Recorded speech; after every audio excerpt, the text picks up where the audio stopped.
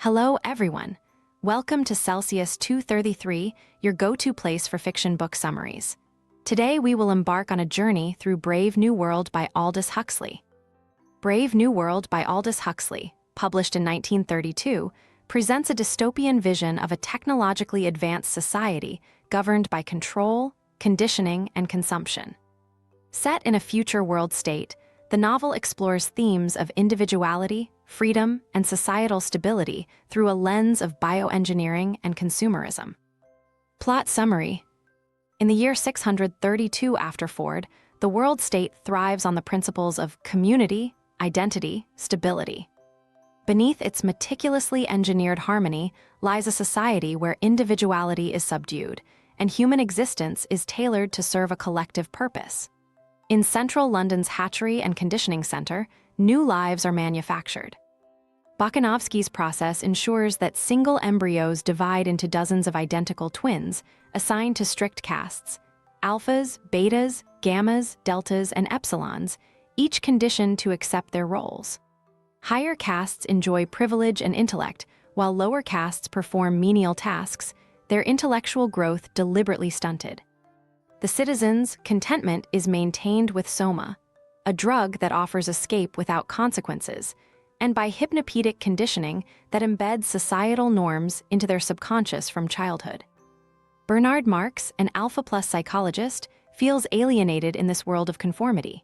His small stature invites scorn from peers, leading to whispers that he may have been exposed to alcohol during gestation, a rare but critical error.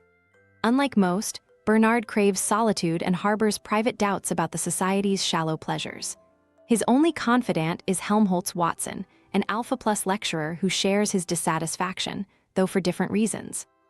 Helmholtz's superior intellect renders his state-assigned creative tasks unfulfilling, stirring a longing for something deeper and more meaningful. Bernard's life takes an unexpected turn when he invites Lenina Crown, a beta and his coworker, to accompany him to the savage reservation in New Mexico. Lenina, a product of her conditioning, finds Bernard peculiar but agrees, intrigued by the prospect of adventure. On the reservation, they witness a world alien to the sterilized order of the world state. Natural birth, age, and death are visible realities, and the stark emotions of the inhabitants unsettle Lenina.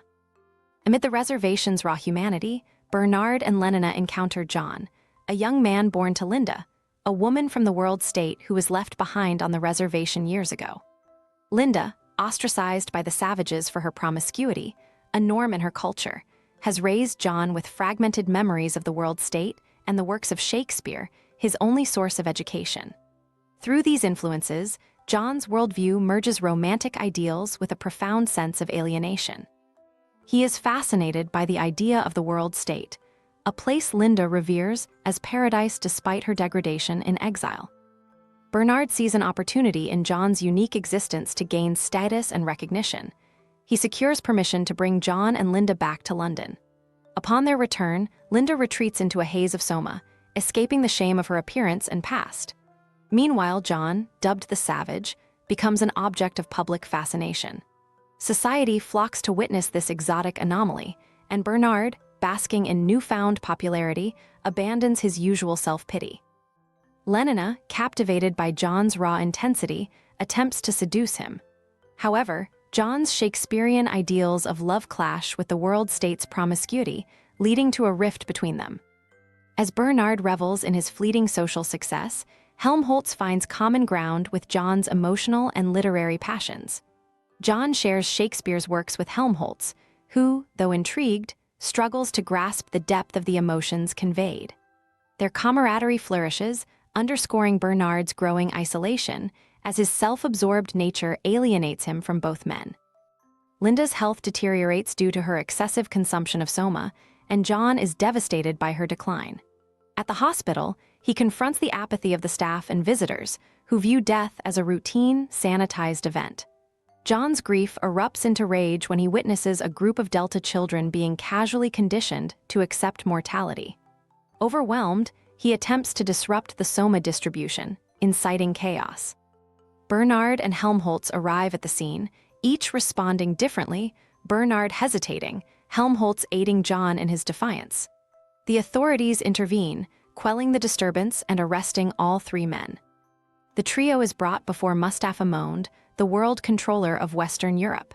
In a rare moment of candidness, Mond reveals the philosophical underpinnings of the world state. He defends the society's structure, explaining that stability and happiness necessitate the suppression of individuality, truth, and art. Science is controlled, passion subdued, and history dismissed as irrelevant. Mond's arguments expose the trade-offs required to maintain the utopia, leaving John disillusioned and Bernard increasingly desperate. Bernard is exiled to an island, a fate he pleads to avoid, while Helmholtz, embracing the opportunity, chooses to relocate to a remote outpost where he can pursue his creative impulses unrestrained. John requests solitude and retreats to an abandoned lighthouse on the outskirts of civilization. There, he seeks purification through asceticism, flagellating himself in an attempt to rid his soul of the taint of the world state. John's isolation, however, is short-lived. Reporters and thrill-seekers discover his whereabouts, transforming his retreat into a spectacle. Lenina arrives among the gawking crowds, further agitating John's turmoil. His repressed emotions erupt in a public display of violence and self-flagellation. Consumed by shame and despair, John ultimately succumbs to the oppressive weight of his ideals and the society that mocks them. In the stillness of the following day, John's lifeless body hangs in the lighthouse, a silent testament to the irreconcilable conflict between the natural human spirit and the manufactured order of the world state. That's it for now, but don't stop here. Aldous Huxley has more stories waiting for you. Check them out in the description or on Celsius 233. Remember, while our summaries capture the essence, they can never replace the full experience of reading the book. If this summary intrigued you, consider diving into the complete story, buy the book, and immerse yourself in Aldous Huxley's original work. Bye-bye, take care, have fun.